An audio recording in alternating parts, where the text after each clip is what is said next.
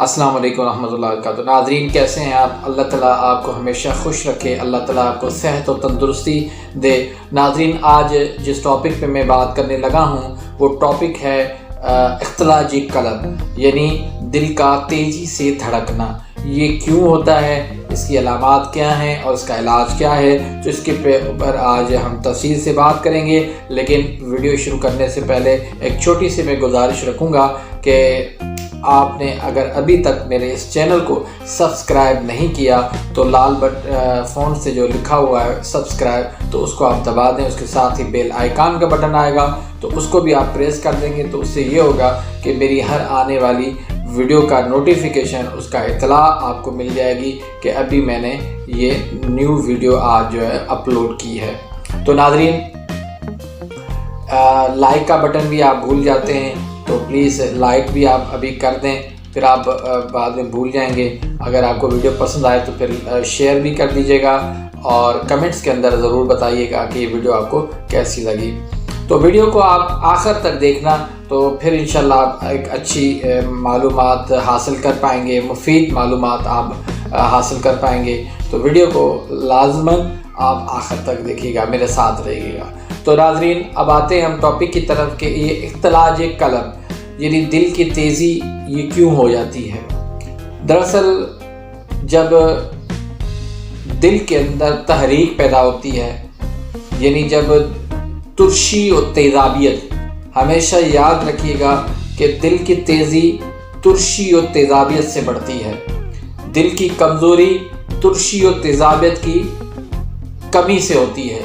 تو جب دل کی تیزی ہو جاتی ہے، ترشی و تیزابیت کثرت سے ہو جاتی ہے، جسم کے اندر ریا اور گیس کی کثرت ہو جاتی ہے، تو پھر یہ علامت ظاہر ہوتی ہے کہ دل جو ہے وہ تیزی سے دھڑکنا شروع کر دیتا ہے۔ بعض اوقات جو ہے وہ جو 70-80 تک جو ہے نبض چلتی ہے، وہ جا کے 150-200 تک پہنچتی ہے، اور بعض اوقات جو ہے وہ ایسے دور سے محسوس ہوتا ہے کہ جیسے اس کی جو ہے دل اتنی تیزی سے دھڑکتی ہے کہ اس کی قمیص بھی جو ہے وہ پوری ہل رہی ہوتی ہے۔ ایسے محسوس ہوتا ہے کہ جیسے ابھی دل جو ہے وہ باہر نکل آئے گا۔ تو یہ بہت پریشان کن صورتحال ہوتی ہے۔ مریض جب بیچارہ جاتا ہے ECG وغیرہ کروانے کے لیے، ہارٹ کے اسپیشلسٹ کے پاس جاتا ہے، ہارٹ کے ہاسپٹل میں جاتا ہے، تو جب وہ چیک اپ ہوتے ہیں تو اس کے بعد اس کو یہی کہا جاتا ہے کہ آپ کو کوئی مرض لاحق نہیں ہے، آپ کے دل کے بالکل نارمل ہے، کوئی مسئلہ نہیں ہے۔ وجہ یہ ہوتی ہے کہ دراصل ریا کی جو ہے نا وہ کثرت ہوتی ہے، تو ریا اور گیس جو ہے وہ ان کو نظر نہیں آتی، اس وجہ سے پھر وہ ان کو یہی کہہ دیتے ہیں کہ آپ کو کوئی مرض لاحق نہیں ہے۔ تو بہرحال یہ جو ہے صورتحال تب ہوتی ہے جب جسم کے اندر تیزابیت، خشکی اور ریا گیس جو ہے وہ بڑھ جاتا ہے۔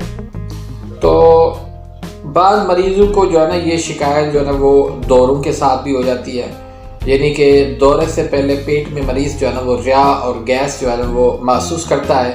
اگر تو ریا اور گیس وہ خارج ہو جائے آسانی سے، مریض جو ہے نا وہ ریلیکس ہو جاتا ہے، اس کو کوئی مسئلہ نہیں ہوتا۔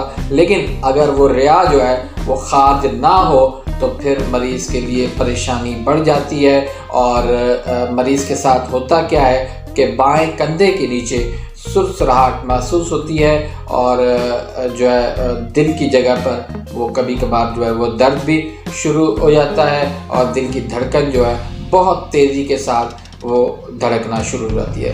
دراصل ہوتا یہ ہے کہ بلڈ نے جو ہے نا وہ سرکولیشن کرنا ہوتا ہے، تو دل جو ہے اس سرکولیشن کو، بلڈ کو حاصل کرنے کے لیے وہ جو ہے شدید حرکت کرتا ہے، یعنی تیز جب حرکت کرتا ہے تو نتیجہ یہ ہوتا ہے کہ خون کی شدت سے جسم کے تمام حرکت کی شدت سے جو ہے نا وہ اعضاء جو ہیں وہ دھڑکنا شروع ہو جاتے ہیں، خاص کر جو پھیپھڑے، معدہ اور دل، یہ تینوں چیزیں جو ہے وہ تیزی سے دھڑکنا شروع کر دیتی ہیں۔ اور وہاں پر پھر یہ ہوتا ہے کہ پھیپھڑوں کی جو رفتار ہوتی ہے وہ بھی سانس کی رفتار سے بھی بڑھ جاتی ہے، یعنی اونچے وہ سانس لیتا ہے، پھیپھڑے جو ہے اندر سے وہ آوازیں آ رہی ہوتی ہیں، چہرہ مریض کا جو ہے وہ سرخ ہو جاتا ہے، مریض جو ہے وہ پسینے اور سے شرابور ہو جاتا ہے، ترش ڈکاریں اور سینے میں جلن محسوس ہوتی ہے، پیشاب جو ہے وہ سرخی زردی مائل ہو جاتا ہے۔ تو اب ہم اس کے آتے ہیں علاج کی طرف۔ تو علاج اس کا بہت آسان ہے، لیکن اس کے لیے تھوڑی سی بات کو سمجھنا چاہیے کہ دل کے جو عارضے ہوتے ہیں، دل کے جو مرض ہوتے ہیں، اس میں مختلف قسم کے مرض ہوتے ہیں، جس میں ایک تو دل کی تیزی ہوتی ہے، دوسرے میں دل جو ہے وہ کمزور ہو جاتا ہے، تیسرے میں جو ہے دل وہ تحلیل ہو جاتا ہے۔ تو ان تینوں مسائل میں جو ہے نا وہ فرق ہوتا ہے، ان کے علاج میں فرق ہوتا ہے، ان کے جو ہے وہ سمٹمز کے اندر فرق ہوتا ہے۔ تو اس کو سمجھنا چاہیے، پھر ہی جو ہے نا آپ علاج اس کا درست کر سکیں گے۔ تو ناظرین، اب ہمارا چونکہ موضوع یہی ہے آج کہ دل کی تیز دھڑکنا، تو ہم آج صرف اس پہ بات کریں گے، باقی جو ہے وہ ضعف قلب یا تسکین قلب، اس پہ انشاءاللہ اگلی ویڈیوز کے اندر ہم بات کریں گے۔ تو ناظرین، اس سمٹمز کا، اس علامات کے جو ہے وہ علاج کیا ہے، تو اس کے لیے میں آپ کو نسخے بتا دیتا ہوں۔ کام کرنا ہے کہ اس کی وہ تمام ترش و تیزابیت والی غذا جو ہے وہ آپ نے بند کر دینی ہے۔ اس میں ترش و تیزابیت والی کون سی غذائیں ہیں؟ اس میں کھٹی تمام چیزیں، ترش تمام چیزیں، ایسڈ والی تمام چیزیں، خشک چیزیں، یہ ساری چیزیں آپ نے بند کر دی۔